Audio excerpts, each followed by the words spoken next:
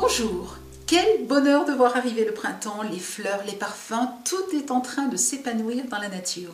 Je vous propose aujourd'hui de découvrir comment réaliser vous-même des magnolias. Nous allons utiliser les moules thermoformables et nous avons déjà vu tout un tas de fleurs que l'on peut réaliser avec ces moules thermoformables. Je vous les montre dans un instant, vous allez les retrouver en tutoriel. Aujourd'hui, je vous propose donc les magnolias. Regardez, c'est juste que du bonheur.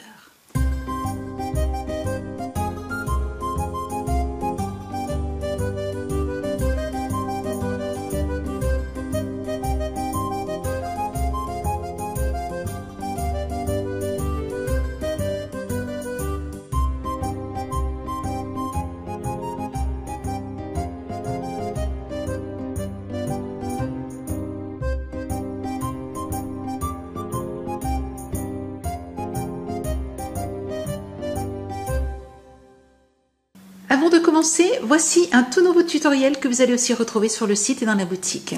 J'ai ici intégré quelques perles, ce qui donne donc à ce bouquet rond un effet très doux et très tendre.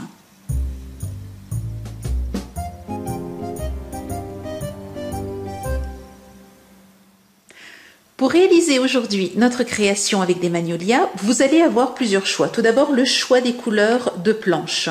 Donc, deux grandes planches.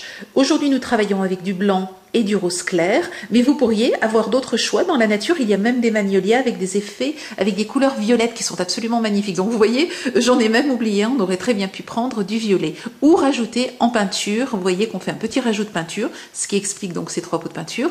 Un petit rajout de peinture, donc, quand on utilise du blanc. Ensuite, vous allez avoir le choix des moules.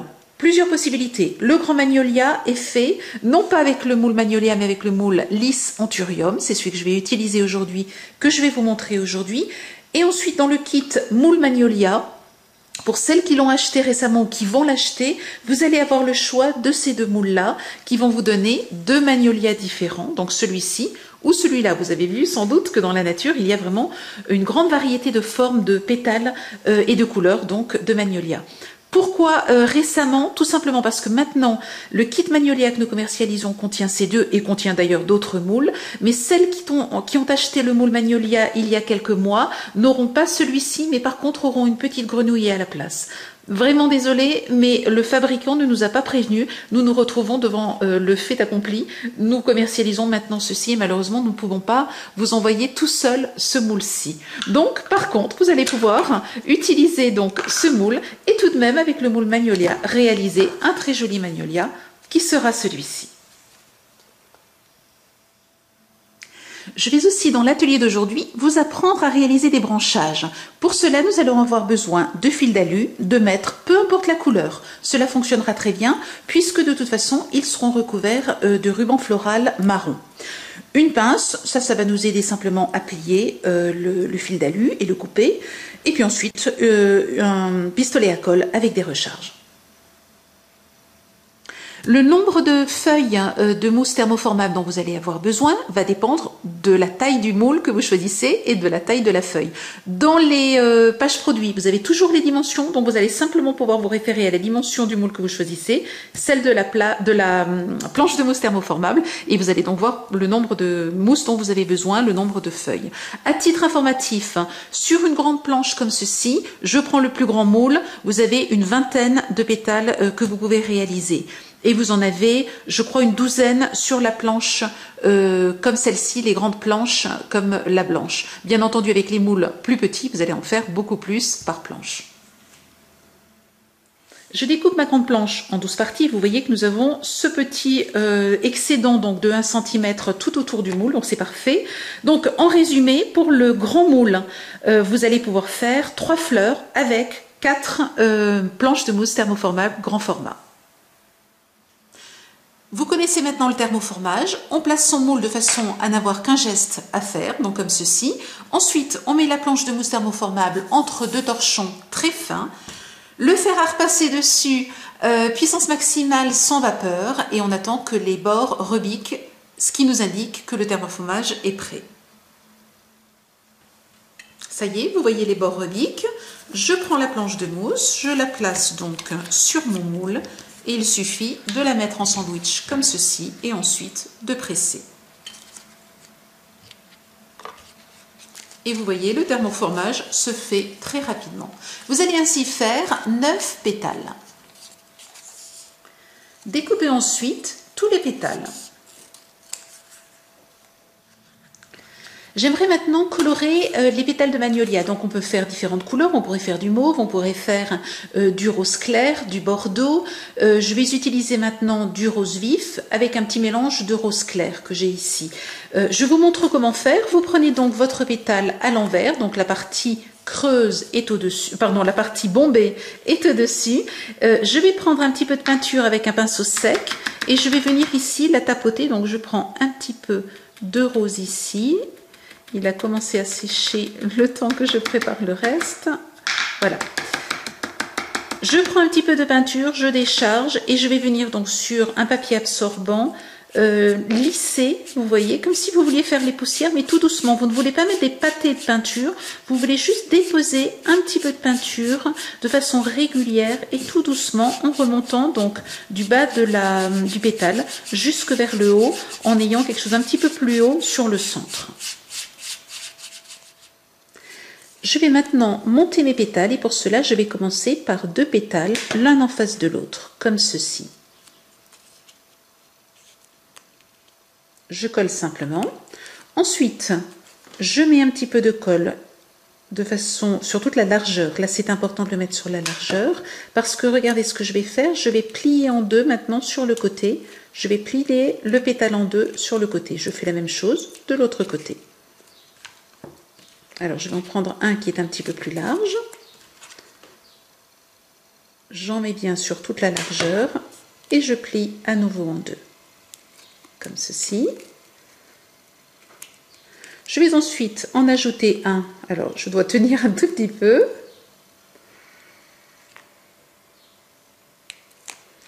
Je vais ensuite en ajouter un entre les deux, ici, devant, et faire la même chose de l'autre côté. Vous voyez que tout en travaillant, je peux tenir le pétale précédent.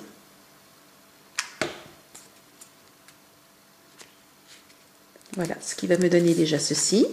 Alors, ce qui est intéressant, j'ai regardé dans la nature les magnolias, c'est que certains, c'est pour ça que je vous parlais tout à l'heure de pétales différents. En réalité, c'est pas le pétale qui est différent, c'est la fleur. Certaines sont très ouvertes, d'autres ne le sont pas. Donc voilà, vous allez choisir comment vous souhaitez les placer. Une fois que j'ai fait ceci, eh bien, je vais en mettre encore quelques-uns selon la forme que je souhaite lui donner. Je vais en mettre donc les trois derniers tout autour. Je regarde un petit peu la forme que je veux lui donner. Voilà, je pense que je vais en remettre un de ce côté-là. Et vous voyez donc que c'est tout simple à monter. Et vous allez faire exactement la même chose avec les autres moules. Peu importe le moule, c'est le même principe. Vous allez simplement avoir des feuilles qui auront une forme différente. Voilà, vous choisissez où vous souhaitez le mettre. Je crois que je vais le mettre ici. Et voilà, votre fleur est déjà terminée. Je prends maintenant simplement un petit bout de ruban floral marron et je vais l'entourer autour de la fleur. Tout ceci simplement pour pouvoir facilement tout à l'heure, vous allez voir, rajouter donc la fleur sur le branchage. J'aimerais maintenant vous montrer comment réaliser un branchage. Au départ, je pensais utiliser des vrais branchages. Le seul souci, c'est que je ne peux pas les former et donc avoir au final une création que je vais pouvoir bien équilibrer. Et puis l'autre chose, c'est que les vrais branchages cassent. J'ai donc décidé de créer moi-même mes branchages et vous allez voir, c'est amusant et facile à faire.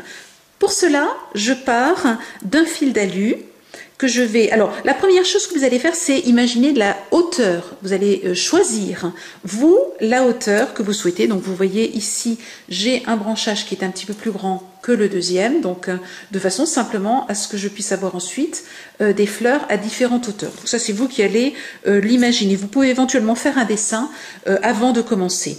Vous prenez du fil d'alu, vous le détendez jusqu'à la hauteur que vous souhaitez. Donc, je crois que je vais vouloir à peu près la même hauteur, c'est-à-dire une trentaine de centimètres, peut-être un petit peu plus, une quarantaine de centimètres. Ça, c'est le petit branchage. Donc, j'arrive au bout, je vais le plier en deux. Je vais écraser un petit peu ici le bout avec ma pince. Voilà, comme ceci. Je tournicote un tout petit peu simplement pour que ça se maintienne. Et puis donc, ça c'est ma base. Le premier fil que vous voyez ici, c'est la hauteur de mon branchage. Ensuite, je vais imaginer par exemple bien que je veux une branche qui parte dans ce sens-là. Je vais donc faire la branche dans ce sens-là.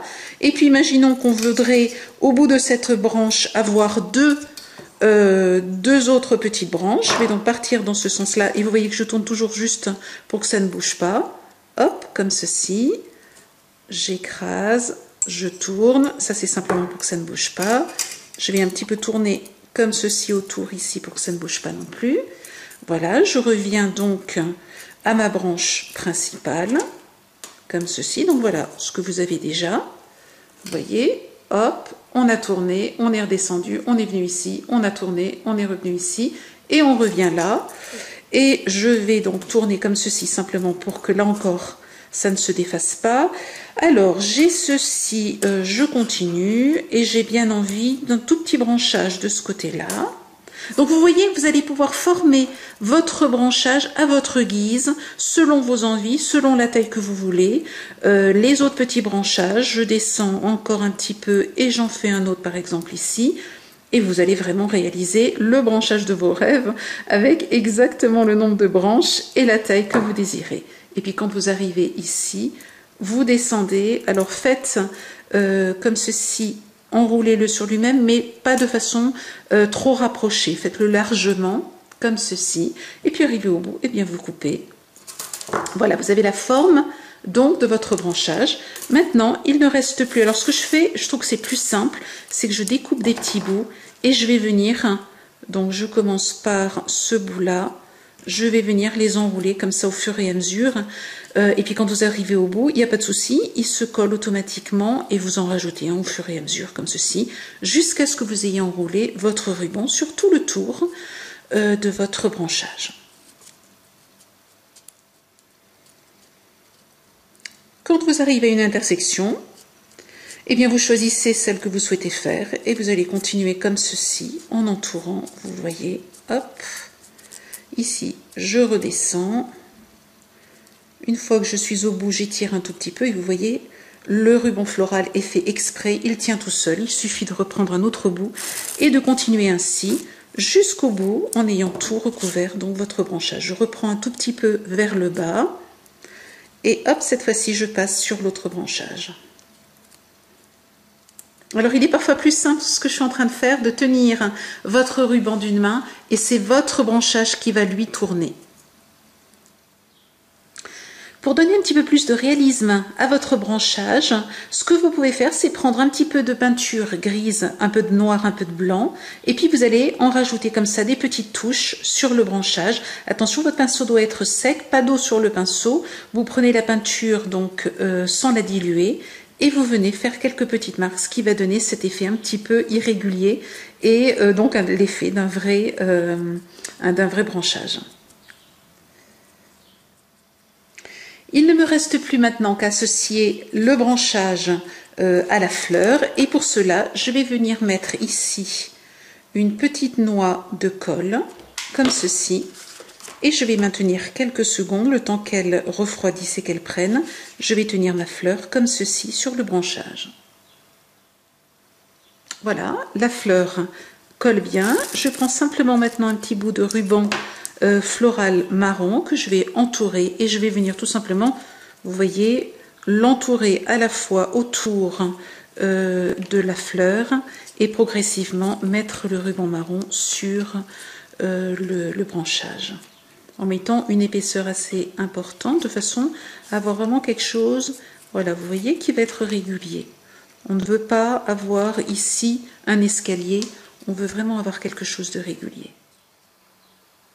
Je positionne toutes mes fleurs, je les colle une à une sur les branchages. Au passage, vous voyez que j'ai fait un mélange en fait avec le moule Magnolia qui donne les petites fleurs et le moule Lycanthurium qui donne les grandes fleurs. Ce que j'aimerais vous montrer, donc vous voyez aussi sur ce modèle-là que vous avez les planches de mousse roses, vous avez les blanches, vous avez donc le petit et le grand moule. Ce que j'aimerais vous montrer maintenant, c'est comment faire ces boutons. Vous allez voir, c'est tout simple en fait. fait, vous partez d'un triangle et vous allez l'enrouler en veillant à avoir sur un côté, vous voyez ici, à avoir donc quelque chose de droit. Et vous allez l'enrouler comme ceci, en suivant un côté, ce qui va tout naturellement vous donner cet effet-là. Il suffit ensuite de le coller. Vous obtenez ainsi votre bouton et vous allez l'entourer de ruban floral marron et ensuite vous allez faire comme pour les fleurs, vous allez le coller directement sur les tiges et ainsi avoir à la fois des fleurs épanouies et des boutons. Rajoutez ensuite du ruban adhésif floral pour solidariser les fleurs à la structure du branchage. Redonnez quelques coups de pinceau de façon à ce que le ruban adhésif ainsi rajouté puisse lui aussi avoir les coups de pinceau que nous avons sur la structure du branchage. Je voudrais maintenant juste vous montrer une finition qui est facultative. Moi, j'ai bien eu envie de la rajouter. Il s'agit de toutes petites feuilles que l'on va mettre sur certaines fleurs. Ce que j'ai fait donc, c'est de découper des rectangles comme ceci dans de la mousse verte. Donc, c'est vert foncé.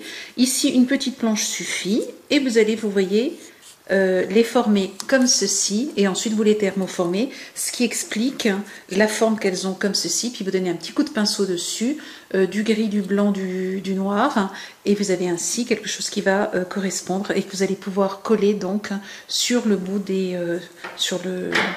le bout de la tige juste avant la fleur. J'ai placé mes petites feuilles à certains endroits, j'ai solidarisé les trois branchages ensemble donc en utilisant du ruban floral et puis maintenant le grand avantage donc du fil métallique, du fil d'alu, c'est que je vais pouvoir positionner chaque fleur et chaque branche comme je le veux et donc avoir un ensemble harmonieux.